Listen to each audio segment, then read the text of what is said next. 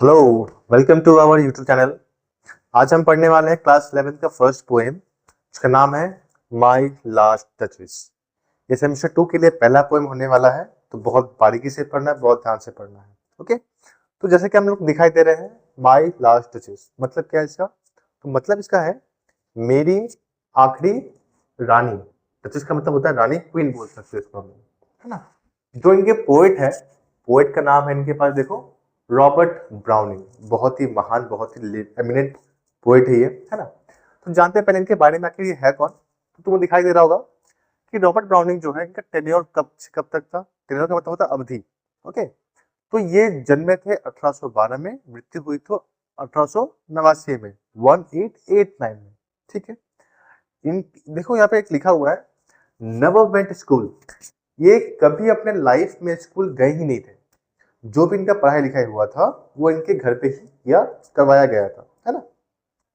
हमारे पास एक और इंडियन पोइट है, नाम है उनका रविन्द्रनाथ टैगोर, है ना। सेम इनके जैसा ही, उन्होंने भी कभी स्कूल गए ही नहीं। वो जो भी उनका पढ़ाई लिखाई हुआ है ना, वो घर पे ही हुआ है और प्राइवेट ट्यूटर के द्वारा ही किया गया है। जैसे हम भी लोग कौन है, एक प्राइवेट ट्यूटर ही है ना। बच्चे हैं, स्कूल से ज्यादा हम लोग से सीखा करते हैं। तो हमारा ही काम होता है बच्चों को अधिक से अधिक ज्ञान देना, ज्ञान प्रोवाइड करना, है ना। तो इन्होंने भी क्या किया था, जो भी इन्होंने स्कूलिंग की थी, जो भी उन्होंने ज्ञान प्राप्त किया था ना, वो अपने प्राइवेट ट्यूटर से ही किया था। इसलिए देखो कहा जाता है कितना इंपॉर्टेंट होता है प्राइवेट ट्यूटर, है कि नहीं। प्राइवेट क्या, सभी ट्यूटर काफी इंपॉर्टेंट होते हैं, चाहे वो स्कूल वाले हो चाहे ट्यूशन वाले हो, है कि नहीं? अच्छा, स्कूल न जाने के बावजूद इन्होंने 15 लैंग्वेजेस को सीखा। हमें नॉर्मली कितने आते हैं, 2-3 लैंग्वेजेस आते हैं। वी आर मल्टी लैंग्वेज, है ना। इसको हम लोग बोलते हैं पॉलीग्लॉट कहा जाता है, जिसको एक से अधिक, दो से अधिक लैंग्वेजेस आते हैं, है ना। तो एक वर्ड होता है पॉलीग्लॉट, मतलब क्या होता है, जिसको 2 से अधिक लैंग्वेजेस आते हैं ना, उसको बोलते बोला जाता है। हिंदी में कहते हैं बहुभाषी, है ना। तो इनको भी अधिक लैंग्वेज आया करते थे। कितने लैंग्वेजेस? 15 लैंग्वेजेस, है ना। जैसे हमारे यहाँ पे होता है 2-3 लैंग्वेज हम सबको आता है, हिंदी सबको आता है, इंग्लिश थोड़ा बहुत सबको आता ही है, तो बस बंगाली वगैरह आ जाता है कि नहीं। लेकिन कोई भी लैंग्वेज हम लोग में से किसी को भी, मोस्टली लोगों को परफेक्ट नहीं आता है। हिंदी हमारी मात्रा थोड़ा बहुत गलती होता ही है। इंग्लिश में हम वर्ब छोड़ देते हैं, जो भी सही फॉर्म होता है ग्रामर का वो हम लोग छोड़ देते हैं। बंगाली में थोड़ा बहुत ग्रामर मिस्टेक होता है ना। तो हमारे साथ भी ऐसा होता है कि मोस्टली लोग ऐसे होते हैं जिसका परफेक्ट लैंग्वेज ज्ञान नहीं हो पाता है। लेकिन इन्होंने अपने न जाके भी स्कूल 15 लैंग्वेज को सीखा, और उन्होंने जब अपने काफी एज में चले गए तो उनका एक शादी हुआ।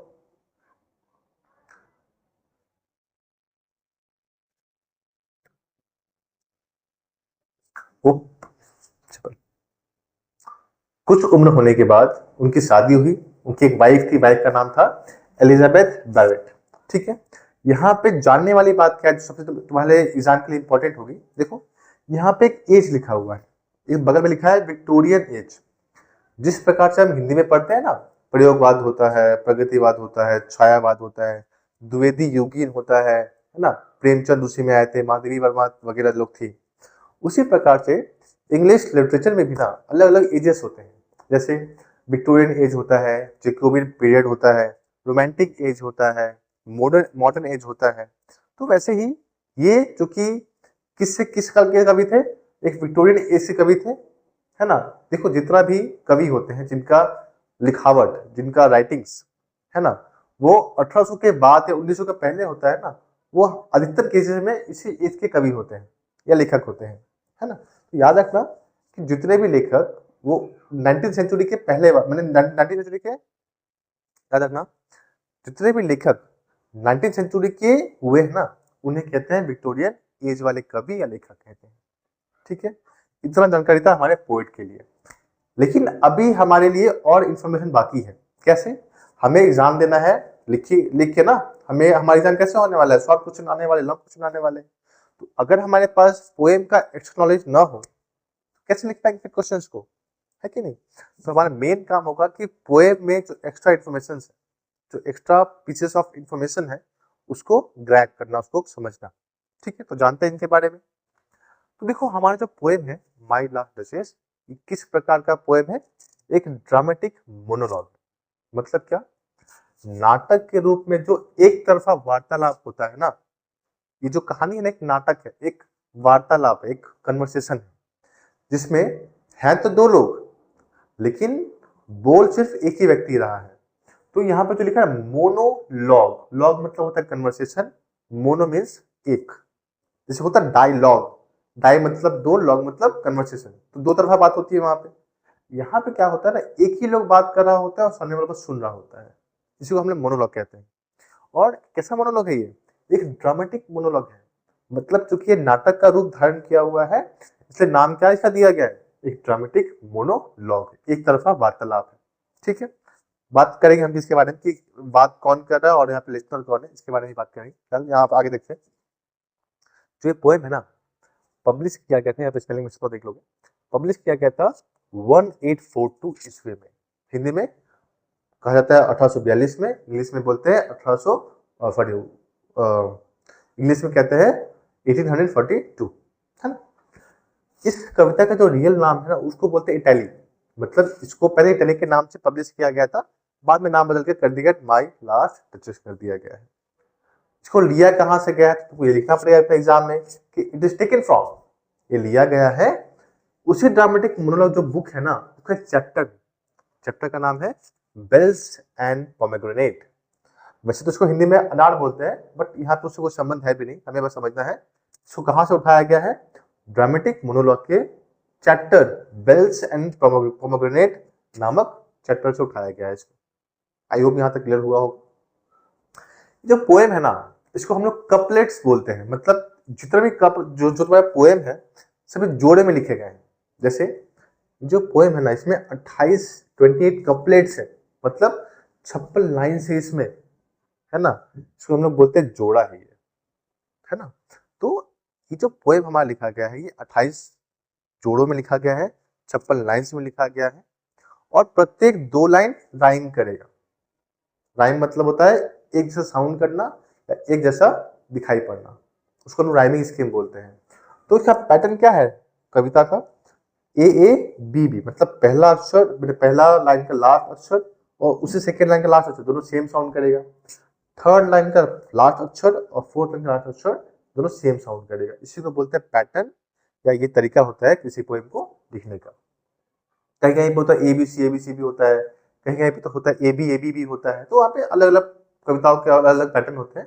बट यहाँ पे पैटर्न क्या है, प्रत्येक 2 लाइन सेम साउंड करने वाले।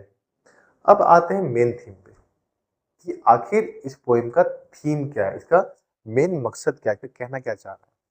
तो देखना हमें ये बताया गया है ना कि इस कविता में कैसे एक मेल डोमिनेंट सोसाइटी के बारे में बात की जा रही है, मतलब एक मेल, एक पुरुष वर्ग कितना खतरनाक हो सकता है अपनी स्त्री के प्रति, जो व्यू होता है उनका, उनके लिए ये दिखाया गया है ना। इस कविता में एक राजा किंग है, ठीक है, जो अपने वाइफ से प्यार तो बहुत करता है लेकिन उसी के लिए काफी पोसेसिव है। वो, उसको ये पसंद नहीं है कि उसकी वाइफ किसी और से बात करे, किसी और से स्माइल तक भी करे, ठीक है। तो इंसान अच्छे हैं, बहुत अच्छी, कोई दिक्कत नहीं है, लेकिन जो हमारे ये वाले इंसान है, जो हमारे ये वाले पुरुष है ना, वो इतने खतरनाक है कि मतलब तुम तुलना भी नहीं कर सकते। तुम ऐसे बोल सकते हो ना कि ये एक जानवर के समान ही है, ठीक है।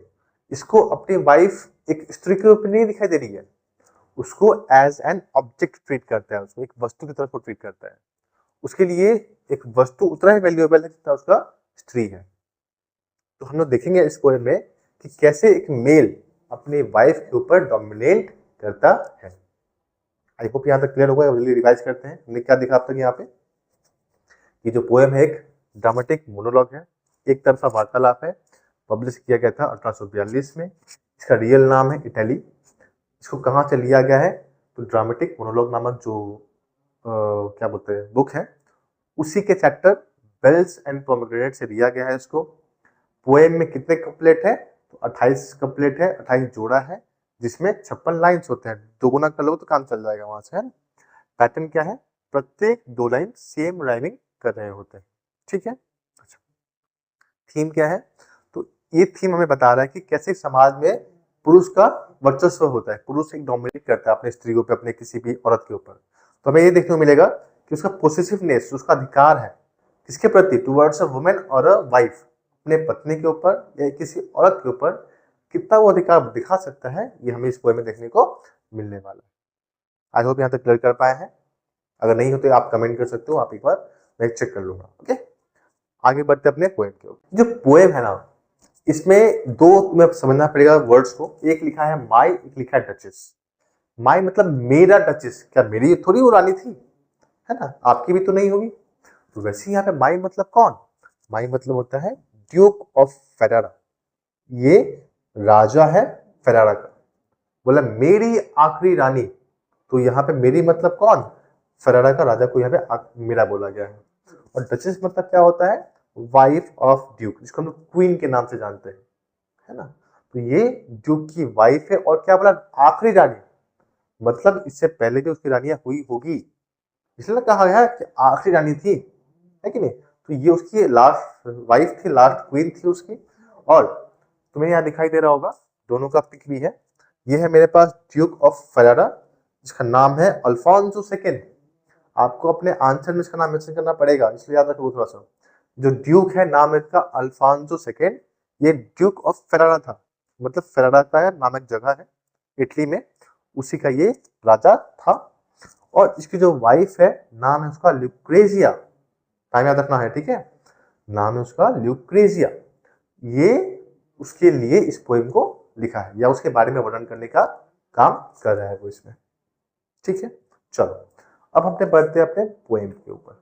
अच्छा, पोएम से पहले यहाँ पे तो समझोगे कि स्पीकर कौन है और लिसनर कौन है, बात कर कौन है, कौन सुन रहा है। तो यहाँ पे जो मोनोलॉग है, जो एक तरफा वार्तालाप है, किसके द्वारा किया जा रहा है, ड्यूक के द्वारा। ड्यूक कहाँ का, उस फेराडा का, है ना। तो जो फेराडा का ड्यूक है वो इस वार्तालाप को कर रहा है, वो स्पीकर है। और किससे कह रहा है, टू द एनवॉय, जिसको हम लोग बोलते हैं हिंदी में मैसेंजर, इंग्लिश में मैसेंजर कहते हैं उसको हम लोग, ऑफ द काउंट। कहानी ऐसा हुआ है कि एक उस राज्य का बहुत बड़ा जमींदार है, लैंड ओनर है, जिसको हम लोग काउंट बोलते हैं, ठीक है। उसका एक मैसेंजर आया हुआ है, दूत आया हुआ है, जिसको हम लोग एनवॉय के नाम से जानते हैं। तो ये उसके पास आया है काउंट की बेटी का रिश्ता लेकर। उसकी बेटी का नाम बारबरा, याद रखना, ठीक है, वो भी थोड़ा सा। तो यहाँ पे जो बारबरा है, जो काउंट की बेटी है, उस जमींदार की बेटी है, उसका शादी का बात करने के लिए आया हुआ है उसका एक दूत, एनवॉय आया हुआ है, जिससे हमारा ड्यूक उस वार्तालाप को कर रहा है, एक तरफा वार्तालाप को कर रहा है। तो यहाँ पे स्पीकर कौन, ड्यूक ऑफ फेरारा। लिसनर कौन, एनवॉय ऑफ द ड्यूक, और sorry envoy of the count, ये हमारा लिसनर है। भी कैसा लिसनर है, साइलेंट लिसनर है।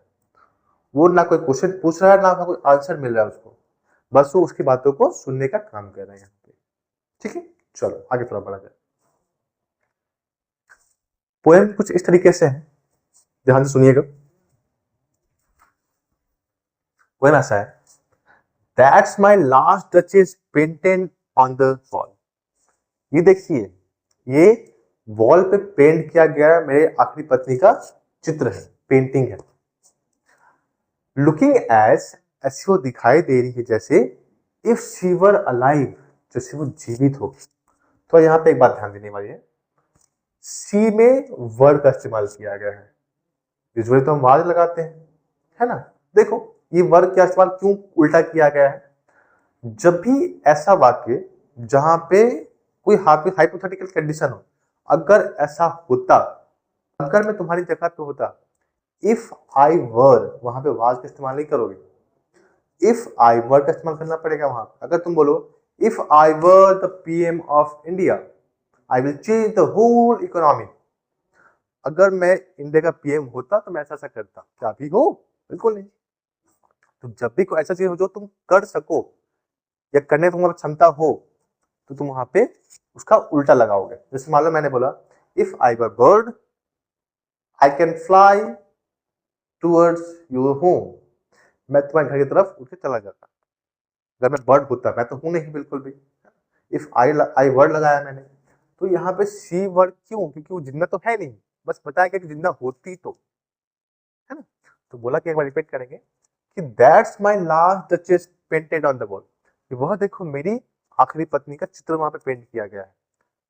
सीन ऐसा है कि एक दरबार है, दरबार में एक एनवॉय आया हुआ है उसका हाथ मांगने के लिए राजा का, और राजा उस पेंटिंग को दिखा रहा है उस एनवॉय को कि देखो ये मेरी आखिरी पत्नी का चित्र है जो दीवार पर टंगा हुआ है।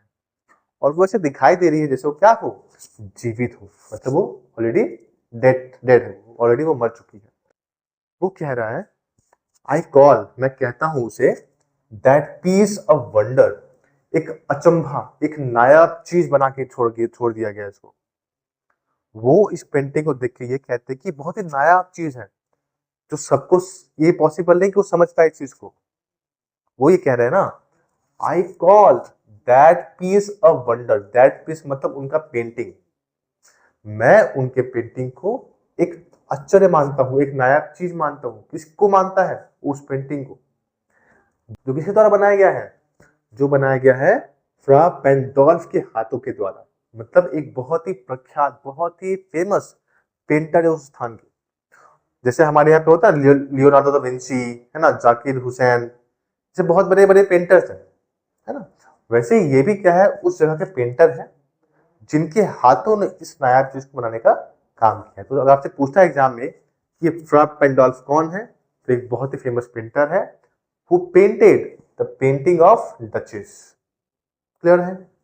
एक बार रिपीट करेंगे। उन्होंने ये कहा कि उस पेंटिंग को फ्रा पेंडोल्फ के हाथों के द्वारा बनाया गया है। वर्क बिजली अ डे, अपने व्यस्तम दिनों में से एक दिन उन्होंने निकाला और इस पेंटिंग को आके बनाया उन्होंने।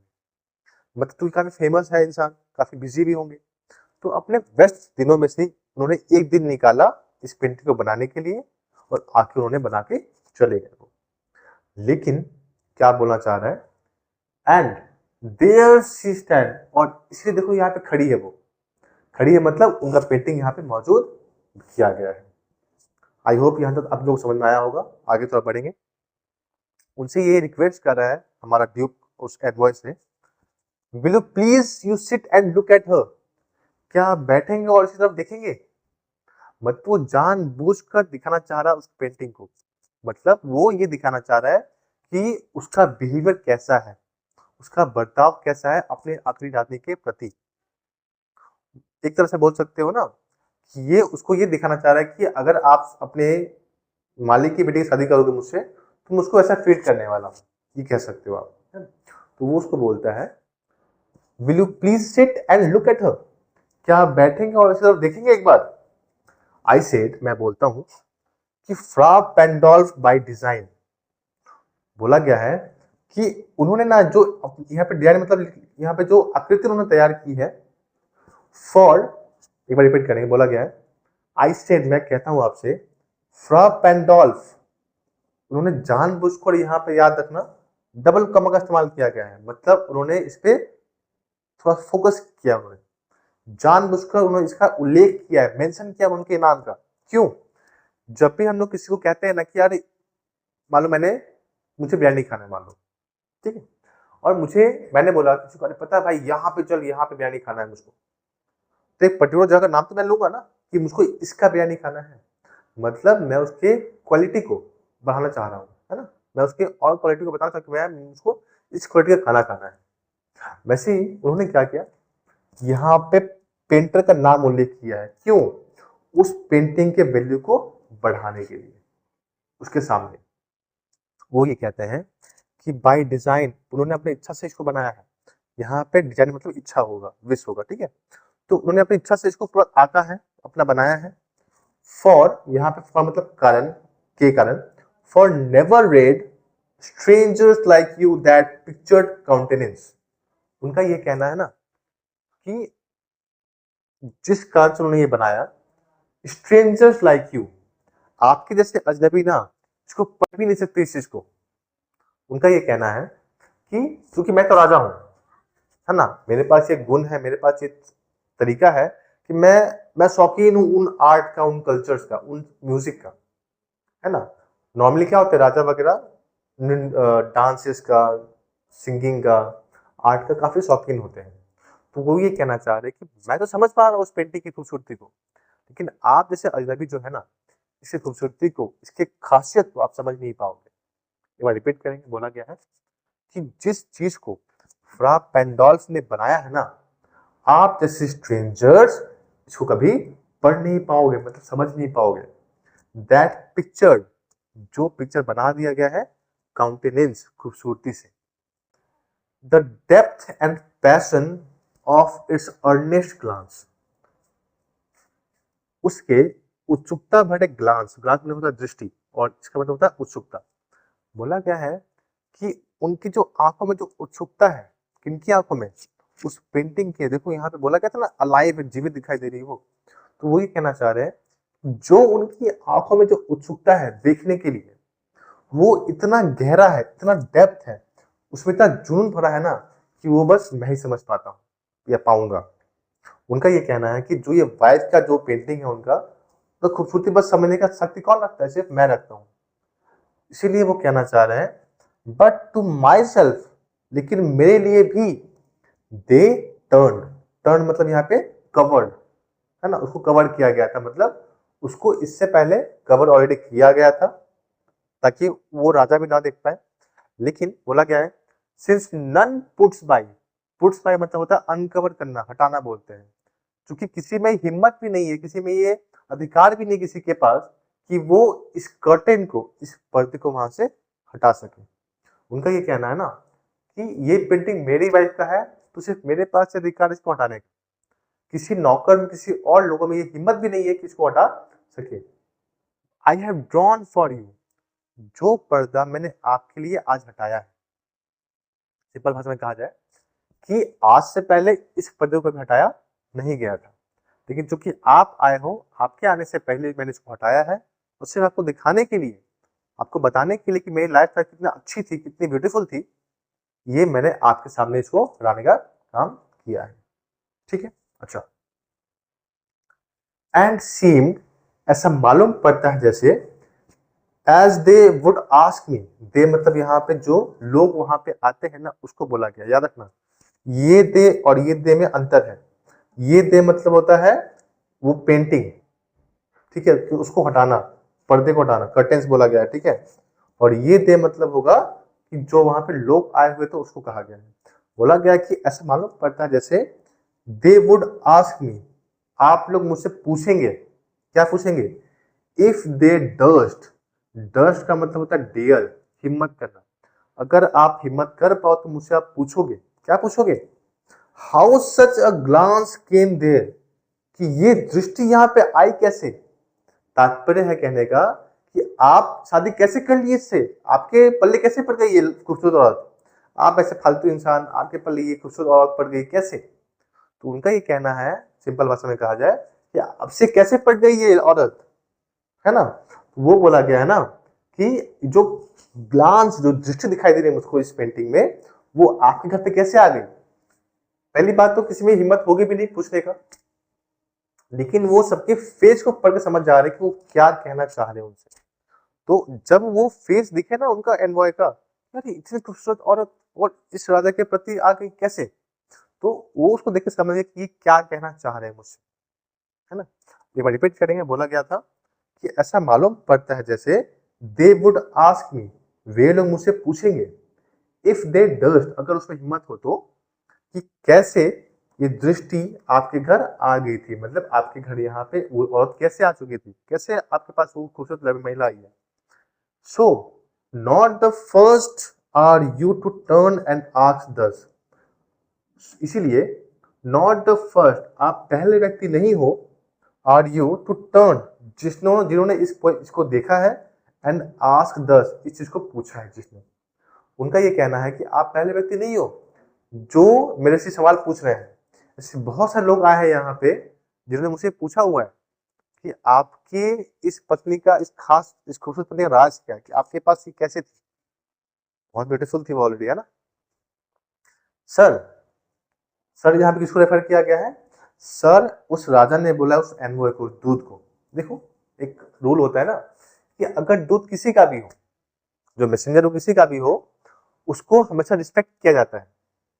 हम लोगों ने रामायण देखा हुआ है थोड़ा बहुत, रामायण में क्या होता है कि जो भी दूत आएगा उसको बहुत ही प्यार से पेश किया जाएगा, है ना, उससे अभद्र भाषा तुम बात नहीं कर सकते।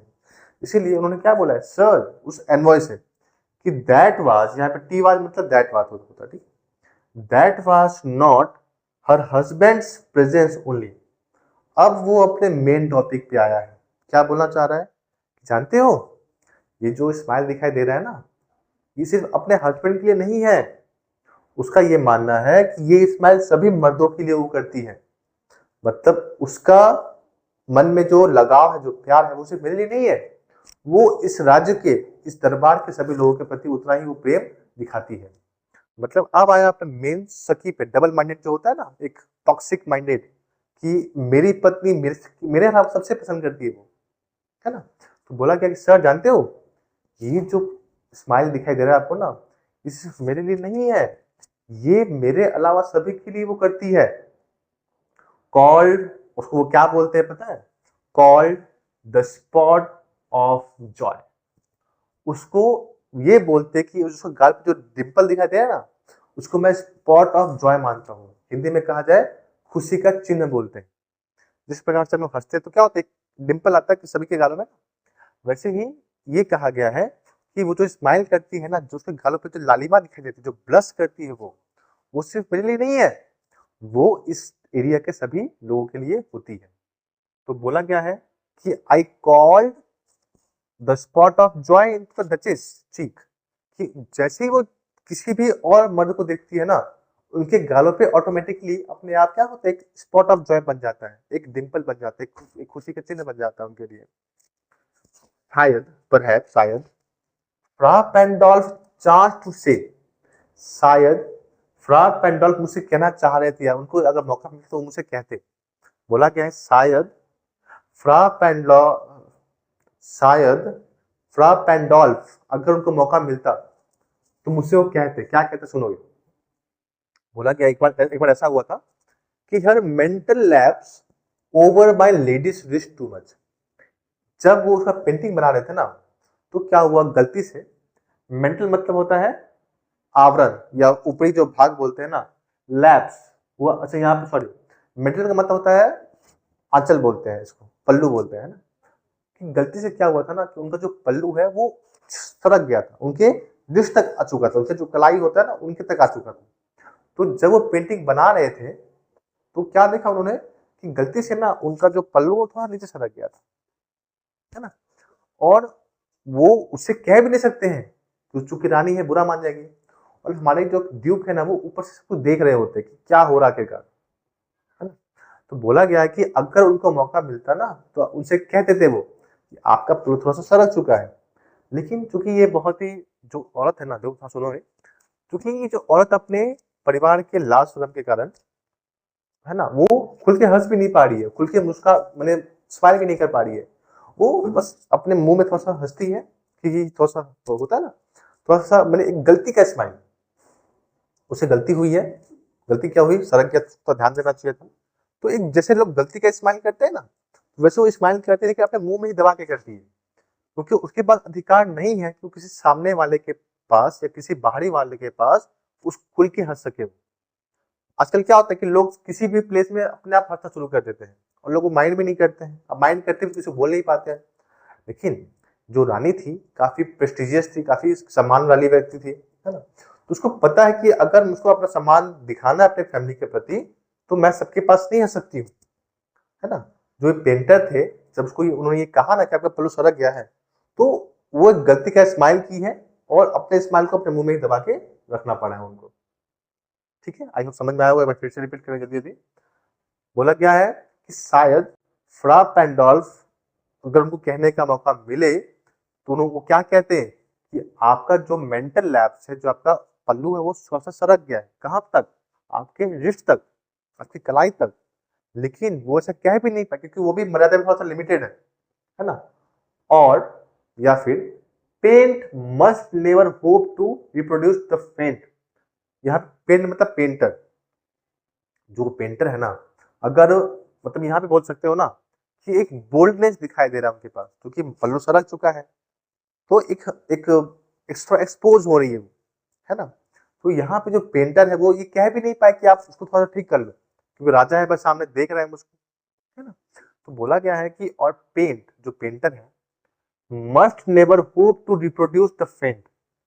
वो इस चीज को उत्पन्न भी नहीं कर पा रहे थे, किस चीज को, अपने आवाज को, कि मैं राजा के सामने कैसे बोल सकता हूँ इस चीज को, है ना। The faint half flush that dies along her throat. बोला गया है कि जो वो हंसी थी ना, जो हाफ प्लस जो हाफ जो आधी हंसी जो हंस रही थी वो उसके गले में ही मर चुकी थी, मतलब उसके गले में ही वो अटक चुकी थी। इतना वो मर्यादा में रह रही थी ना कि वो अपने बोली को बोल भी नहीं पा रही किसी के सामने, है ना। तो वो क्या कर रही है, अपने आवाज को अपने अंदर, अपने हंसी को अपने अंदर ही रखना पड़ रहा है उसको। सच स्टफ, जो ये चीजें है ना, ये वास कॉर्टेसी, ये उस औरत का भद्रता है। इसका मतलब होता है भद्रता। देखो यहाँ पे औरत बिल्कुल भी ऐसी नहीं है जिसका हम जैसे जैसा यहाँ पे व्याख्या किया जा रहा है। हमारे ड्यूक ने उसको व्याख्या किया एक एक बोलते हैं ना निर्लज औरत की तरह, वैसे उसको व्याख्या किया गया है। लेकिन इसको पता है कि इसको क्या करना चाहिए क्या नहीं करना चाहिए। तो बोला गया है कि सच स्टफ, जो उन्होंने अपने गले में जो दबा दिया था ना अपने हंसी को, ऐसी चीजें वाज कॉर्टेसी, यही तो भद्रता है, यही तो किसी के प्रति सम्मान है ना। सी थॉट, उसको ऐसा लगा, उसने सोचा, and cause enough for calling up that spot of Joy, और बहुत कोशिश की है अपने स्पॉट ऑफ जॉय को दबाने का, उसको कम करने का।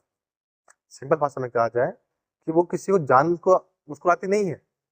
हमारे राजा का ये प्रवृत्ति है सबसे खड़ूसपन में बात करना, लेकिन ठीक है उसका उल्टा जो रानी है ना, बहुत ही पोलाइट है सभी के प्रति, तो सबसे बहुत ही प्यार से बात करती है।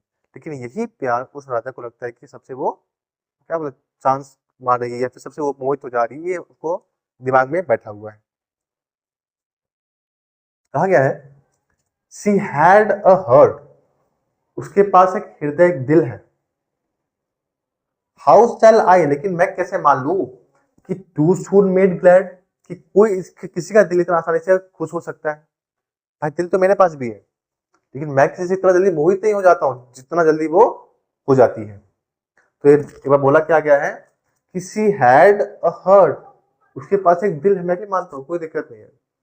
हाउ शैल आई से, बट मैं कैसे कहूंगा इसको, क्योंकि टू सून मेड ग्लैड, इतने आसानी से वो कैसे खुश हो सकते किसी से भी, मतलब उसको खुश करना काफी इजी काम है किसी के लिए भी। टू इजिली इम्प्रेस्ड, किसी भी लोगों से ना आसानी से वो इम्प्रेस हो जाया करती है। कोई टफ काम नहीं उसको खुश करना, उसको मोहना, है ना, उसको अट्रैक्ट करना, है कि नहीं। सी लाइक्ड, वो पसंद करती थी, कैसे करती है, what ever see looked on, जिस किसी के ऊपर भी उसको नजर पड़ गया ना, सबको पसंद करना शुरू कर देती थी कि भाई ये भी मुझको पसंद है, ये भी पसंद है, ये भी पसंद है, ऐसा ऐसा सब। ये किसके अकॉर्डिंग है, ये उस राजा के अकॉर्डिंग है। वो ये बोल रहा है कि ये एक ऐसी औरत है ना कि जिसका भी ध्यान इसके ऊपर पड़ गया ना, इसको वो पसंद करने शुरू लगती है, या पसंद करना शुरू कर देती है उसके ऊपर।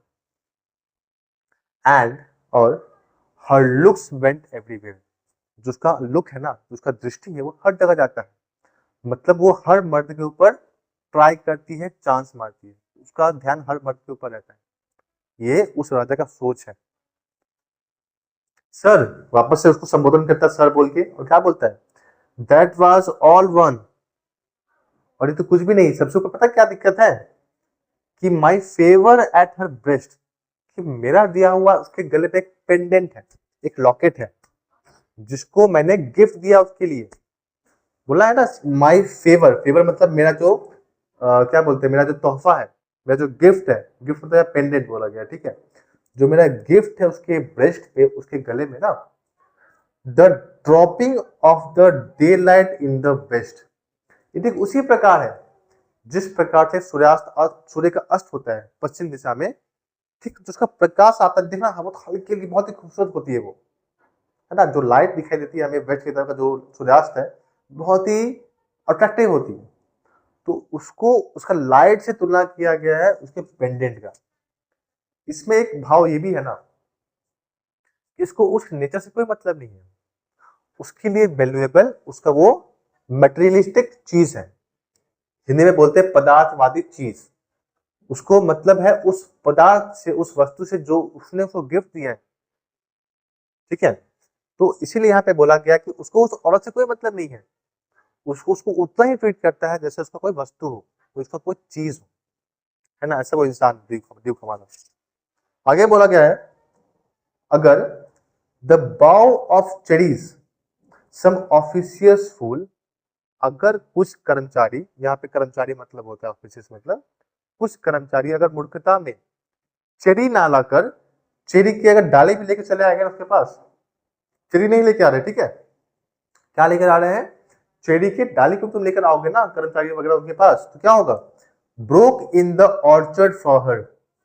अगर कोई कर्मचारी भूल से या मूर्खता में ही, ऑर्चर्ड का मतलब होता है फलों का बागान, गार्डन ऑफ फ्रूट्स, है ना, तो अगर कोई इंसान, कोई कर्मचारी उन फ्रूट के गार्डन से अगर चेरी की तुम डाली तुम तोड़ के लेके चले आओगे ना, तो वो लड़की, वो औरत जिससे भी वो खुश हो जाएगी। उसको चेरी से कोई मतलब नहीं है, उसको बस तुम्हारे गिफ्ट से मतलब है। तो अगर तुम गलती से भी चेरी के डाली को तुम लेकर आओगे ना, तो वो बंदी ऐसे भी खुश हो जाया करेगी। आगे बोला गया है द वाइट म्यूल। म्यूल का मतलब होता है खच्चर। देखना, एक गधा से बड़ा और घोड़ा से छोटा होता है, उसको खच्चर बोला जाता है, ठीक है। तो जब कभी भी वो उस वाइट म्यूल के ऊपर, लिखा है ना, see road with down the terrace, जब कभी भी वो उस खच्चर पे बैठ के उस टेरेस का नाम है छत, जब कभी वो छत पे ट्रेवल किया करती थी, उसका रोम किया करती थी, अगर घुमा करती थी ना, तो क्या होता था, ऑल एट ईच, सभी के सभी और प्रत्येक, वुड ड्रॉ फ्रॉम हर, उससे खींचेंगे, क्या खींचेंगे, क्या उसे पाना चाहते थे बाकी लोग, लाइक द अप्रूविंग स्पीच, उसका जो अप्रूविंग स्पीच है, जो उसका मधुर वाणी है, लोग उसे वो सुनना चाह रहे थे अपने लिए। सिंपल भाषा में कहा जाए कि सभी लोग, प्रत्येक लोग उससे अपना तारीफ सुनना चाह रहे थे, इसीलिए वो लोग अधिकतर लोग उनके पास उस टाइम वहां पे जाते थे जिस टाइम वो वहां पे टहल रही होती हो तब। और ब्लस, अगर मान लो कुछ ना भी बोले ना उसको, तो वो स्माइल करके, मुस्कुरा कर उसको अपना अभिवादन प्रकट किया करती थी। एट लीस्ट, कम से कम, शी थैंक्ड मैन, वो प्रत्येक मर्दों को, यहाँ पे मैन बोला गया है, ठीक है, वो प्रत्येक मर्दों को थैंक यू बोला करती थी। ये अच्छी बात है, मैं भी मानता हूँ, कोई दिक्कत नहीं है, आई एक्सेप्ट कि वो सबको सम्मान से देखती थी, गुड, बट थैंक्ड समहाउ, ये कैसा थैंक यू बोला बोलने का तरीका है, भाई थैंक यू तो मैं भी सबको बोलता हूँ, कोई दिक्कत नहीं है उसको भी, लेकिन जिस प्रकार से वो औरत सबको थैंक यू बोलती है ना, वो मेरे लिए सही नहीं है, वो मुझको पसंद बिल्कुल नहीं है। क्यों? आई नो नॉट हाउ, वो तो ऐसे बोलते थे, मुझे कभी, मैंने कभी किसी से थैंक यू नहीं किया, मुझे तो पता ही नहीं कि थैंक यू करते कैसे हैं। उनका ये कहना है कि भाई थैंक यू मैंने बहुत हुआ किया है, बट ऐसा थैंक यू मैंने आज तक कभी किसी के लाइफ में नहीं देखा हो जिस प्रकार से वो सबका किया करती है। एज इफ, ऐसा मालूम पड़ता है जैसे, शी रैंक्ड माई गिफ्ट, वो मेरे गिफ्ट को मानती है, सम्मान देती है, of a 900 years old name, जो मेरा खानदान है, जो कितना पुराना है, 900 साल पुराना है, उसका वो तुलना करती है किसके गिफ्ट से, विथ एनीबॉडीज गिफ्ट। मतलब इतना बोला गया है कि जो गिफ्ट मैं दूंगा ना, मतलब जो, मान लो कोई कंगन दिया गया है जो उसके खानदान का है, देखो मैं तुम्हें कंगन दे रहा हूं, तुम्हें इसको सामान रखना है, वो उसके लिए उतना ही वैल्यूएबल है जितना वैल्यूएबल उसके लिए बाकी सब गिफ्ट होता है। मतलब उसका ये कहना है कि भाई मेरा तो कोई वैल्यू ही नहीं है, जो वैल्यू वो मेरे गिफ्ट करती है उतना ही वैल्यू बाकी सबका करती है, भाई मेरे में उसमें क्या अंतर आ गया तब तो, है ना, तो उसको ये चीज बिल्कुल भी पसंद नहीं है। आगे बोला गया है who would stoop to blame, कौन ब्लेम करने के लिए उसको झुकेगा उसके ऊपर, दिस सॉर्ट ऑफ ट्रिफलिंग, इसका मतलब होता है तुच्छ वस्तु, ठीक है, बोला गया है जो तुच्छ काम करती है ना, तो कुछ कोई क्या ही बोले, मतलब मैं तो इतना बिजी रहता हूँ अपने लाइफ में ना, अपने कामों में, कि वो जो भी काम करती है मैं उसको बोलने तक नहीं जाता हूँ, मैं तुम जो करना करो, मेरे पास इतना समय भी नहीं कि मैं तुम्हें ब्लेम करने के लिए मैं तुम्हारे लिए झुकूं, मैं तुम्हारे से बात करूं, मेरे पे उतना समय तक नहीं है। तो ये कहा गया है कि कौन झुकेगा तुम्हें ब्लेम करने के लिए, जो तुम ये काम करते रहती हो ना, मेरे पास समय नहीं कि मैं तुम्हें इसके लिए ब्लेम करूं, इसलिए मैंने सब कुछ छोड़ दिया तुम्हारे ऊपर। Even had you skill in speech, वो उस एनिमल से बोलते, जानते हो, अगर तुम्हारे पास बात करने का तरीका हो, एक गुण हो, विच आई हैव नॉट, जो मेरे पास तो बिल्कुल भी नहीं है बात करने का तरीका, अगर तुम उससे बात भी करोगे ना उस औरत से, to make you will quite clear, बोला गया है कि वो तुम्हें बिल्कुल क्लियर, अगर बोला गया है कि to make your will quite clear. अगर तुमको पूरा तरह से क्लियर करवा भी दो ना, तो सर्च एंड वन एंड से, सपोज तुम्हें कोई एक चीज समझाना है, तुमने क्या किया, एक चीज समझाया और शायद वो समझ भी गई, एंड से तुम क्या बोलोगे, जस्ट दिस और दैट इन यू डिस्गस्ट मी। बोला गया है कि अगर आप उसको समझाने गए तो समझोगे इस लाइन को, ठीक है, यहां से वो समझा रहे हैं, यहां से बोला है कि अगर आपके पास स्किल है बात करने का, तो मेरे पास तो बिल्कुल नहीं है, to make your will quite clear, और वो बहुत ही इच्छा के साथ आपकी बातों को सुनेगी, वो बहुत ही आकर्षण से सुनेगी, बहुत ही धैर्य से सुनेगी वो आपकी बातों को। तो सर्च एंड वन उस चीजों को, एंड से अगर आप ये कहते हो जस्ट दिस और दैट इन यू डिस्गस्ट मी, अगर आप कुछ समझाते हो देखो ऐसा नहीं वैसा है, वैसा नहीं ऐसा है, अगर आप समझाते हो कि देखो ऐसा बात नहीं वैसा है, वैसा बात नहीं ऐसा है, मतलब सिंपल भाषा में कहा जाए कि अगर आप उसको कुछ समझाओगे, डिस्गस्ट में जो उसको डिस्गस्ट तो फील करवाएगा, जो उसको पसंद तो नहीं आएगा, लेकिन हियर यू मिस और देयर एक्सीड द मार्क, अगर आप थोड़ा सा मार्क एक्सीड भी कर जाओ, अगर आप उस लिमिट को क्रॉस भी कर जाओ ना, जो उसको तंग दो, जो उसको दिक्कत तो करेगा मेरे लिए, बहुत अच्छी बात नहीं होगी मेरे लिए, उसको पसंद नहीं आएगा, लेकिन अगर आप उस मार्क को एक्सीड भी कर जा रहे हो, उसको आप बढ़ा भी दे रहे हो, and if she let herself be listened so, और अगर वो अपने आप को अनुमति देती है कि आपसे वो सीख जाए, nor plainly set her wits to yours, और वो क्या करेगी, न तो आपका आपके बुद्धि के ऊपर कोई विवाद करेगी, कोई आपका विरोध करेगी, फोरसूथ आपके बातों को सत्य मानेगी वो, एंड मेड एक्सक्यूज, और न तो आपके बातों के लिए कोई एक्सक्यूज देगी। सिंपल समझोगे, यहां तक एक बार रिपीट करेंगे, बोला क्या गया था सिंपल भाषा में कि अगर आप अपने बातों को समझाओगे उसको कि देखो ऐसा बात नहीं वैसा है, वैसा नहीं ऐसा है, तो वही बात मुझको तो डिस्कस करेगी, उसको पसंद नहीं आएगी वो बात, आपके वाले बातों को, लेकिन वो आपके बातों को अधिक जल्दी समझेगी, बजाय कि अब उसको मैं समझाऊं। अगर उसको समझाऊंगा मैं, तो मुझसे वो तर्क वितर्क करना शुरू करेगी, अरे नहीं आप ऐसा नहीं, गलत बोल रहे हो, ऐसा है वैसा है। लेकिन अगर आप उसको बोलने जाओगे ना ये बात को, तो आपकी बातों को वो मानेगी भी और उसको सत्य मानेगी, और आपसे कोई विवाद भी नहीं करने वाली है। आई होप यहां तक समझा पाए हैं तुम लोगों को। आगे बोला गया है, इवन यहां तक कि then would be some stooping, अगर कोई झुकाव भी होता है ना, एंड आई चूज, और मैं चूज करता हूं नेवर टू स्टूप, अगर मुझे झुकना भी पड़े ना, तो मैं कभी झुकने वाला नहीं हूं, पुष्पा या पुल, है ना। तो बोला गया है कि अगर मुझे कभी मौका भी मिले झुकने का ना, तो मैं उसके सामने कभी झुकने वाला नहीं हूं। ओ सर शी स्माइल, वो स्माइल तो करती है, नो डाउट, इसमें कुछ संदेह नहीं है।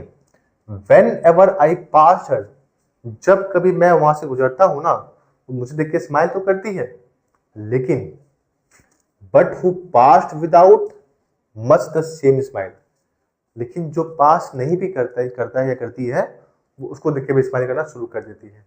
मतलब मन में कभी मान लो अकेले बैठी है, स्माइल की जा रही है, किसी को सोच के, किसी के बारे में जान के, है ना, तो ये कहना चाह रहा है कि वो मुझको देखे तो स्माइल करती ही है, लेकिन जो वहां पे उपलब्ध नहीं भी हो, उसको सोच के भी वो अपना स्माइल करते रहती है। मतलब उसका ये कहना है कि उसके मन में मेरे अलावा और भी लोग मौजूद रहते हैं, जिससे वो प्रेम करती है, जिससे वो आकर्षित होती है। दिस ग्रीव, अब जो ये स्माइल है वो और बढ़ता चला गया है, और यही बढ़ाव के कारण आई गेव कमांड्स, मैंने आदेश दे दिया, किसको, अपने सोल्जर्स को। क्या आदेश दिया होगा, then all smile stop together, ये काम करते हो करो, सबके सब स्माइल एक बार में खत्म करो। मतलब वो ये बताना चाह रहा है कि मैंने ऑर्डर दिया अपने सोल्जर्स को कि इसको मार डाला जाए, ठीक है। अच्छा, देयर शी स्टैंड्स, और इसी कारण से वो यहाँ पे खड़ी है, मृत अवस्था में, जो जीवित दिखाई दे रही है, एज इफ अलाइव, जिस प्रकार से वो जीवित हो, है ना। मतलब वो ये एक्सेप्ट कर रहा है कि मैंने उसको मारा है, मैंने उसको अंतिम बार, सिंपल में मैंने उसको मारा है। अब वो क्या कहता है, will you please you rise, कि आप उठने का कष्ट करेंगे, मतलब यहाँ पे उसको वो रिक्वेस्ट भी कर रहा है पोलाइटली और उसको कमांड भी दे रहा है। दोनों यहाँ पे भावना है, ठीक है। उसको रिक्वेस्ट भी किया जा रहा है, उस पर कमांड भी दिया जा रहा है। क्या बोल रहा है, क्या आप उठेंगे? We will meet the company below. Company मतलब यहाँ पे समूह, कुछ और गेस्ट आए होंगे उसको देखने के लिए, उससे हाथ मांगने के लिए। तो बोला क्या काम करते हैं, चलो हम चलते नीचे। क्यों? कि वहां पे कुछ और भी लोग हैं जो मेरा यहाँ पे इंतजार कर रहे हैं मेरे लिए। देन आई रिपीट, तब मैं रिपीट करता हूं,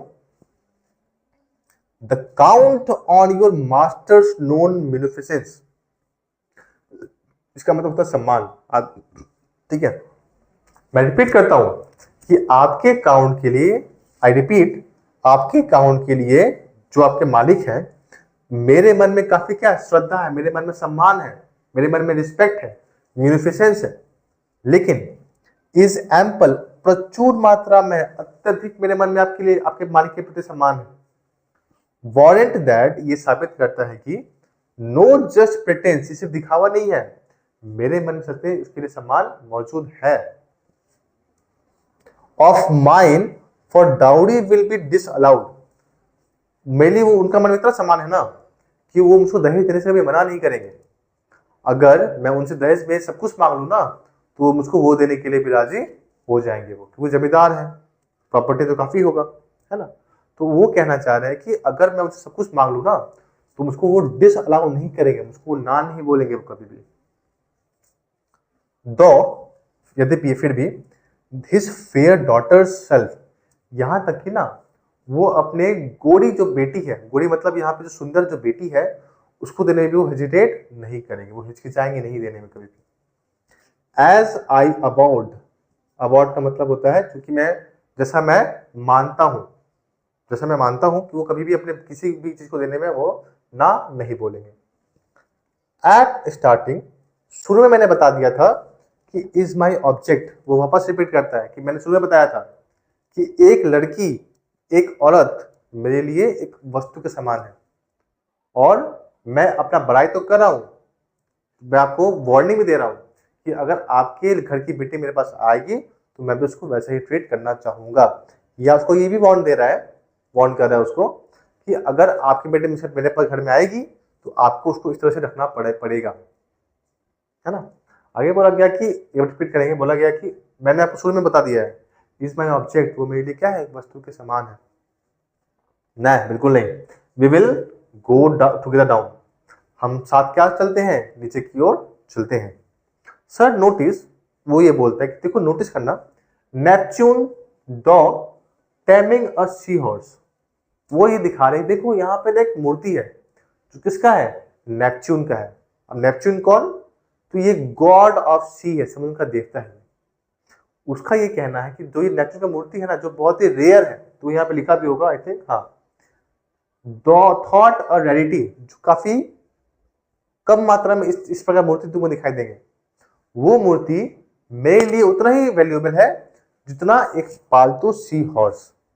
कहा जाए इतना कि मूर्ति देखो भगवान का है, समुद्र के भगवान का है, लेकिन मेरे लिए उतना ही मूल्यवान है जितना कि एक पालतू सी हॉर्स होता है। मतलब उस मूर्ति का तुलना किया गया है उस सी हॉर्स से, ठीक है। वो चाहता है, वो ये बताना चाह रहा है कि जानते हो ये जो मूर्ति है ना, ये मेरे लिए बहुत ही प्यारी है।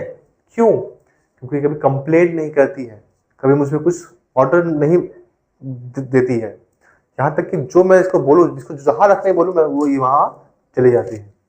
मतलब उसको एक कंट्रोलिंग चाहिए नेचर, उसके पास नेचर कैसा है, बहुत कंट्रोलिंग नेचर है कि मैं जिसको जो बोलूँ उसको वो करना पड़ेगा। इसीलिए उसको उसका स्त्री प्यारी नहीं है, उसको वो क्या बोलते हैं, जो स्टैचू है उसका ज्यादा प्यारा है उसके लिए। आगे बोला गया है, क्या क्या है देखो, बोला गया है कि नोटिस नेपच्यून, देखो ये नेपच्यून की जो मूर्ति वो तो नोटिस करना, दो टैमिंग अ हॉर्स, वो मेरे लिए कैसा है, एक पालतू सी हॉर्स के समान है वो। दो थॉट और रियलिटी, वो क्या है, बिल्कुल मेरे लिए रेयर है, बहुत ही कम, बहुत ही विलुप्त है वो, बहुत ही कम मात्रा में ऐसा मूर्ति तुम्हें दिखाई देगा। विच, जिसको बनाया गया है क्लॉज के द्वारा, क्लॉज एक व्यक्ति का नाम है जो कहाँ रहता है, ऑफ इंसब्रक, जो इंसब्रक नामक जगह में रहता है। कास्ट, जिसको इसने ढाला है इन ब्रॉन्ज फॉर मी, जिस व्यक्ति ने मेरे लिए इस वस्तु को, ब्रॉन्ज मतलब पीतल के ढांचे में उन्होंने ढालने का काम किया है। सिंपल भाषा में कहा जाए कि एक व्यक्ति जिसका नाम क्लॉज है, जो इल्सबर्ग नामक जगह में रहता है, उसने क्या किया है, नेपच्यून की मूर्ति को बनाने का काम किया है और इसको उन्होंने पीतल के फॉर्म में ढाला है।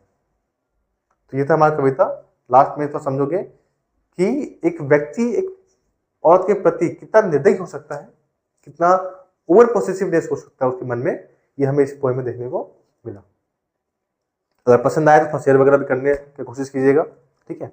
आई होप आपको ऐसा वीडियो और मिलता रहे। Thank you.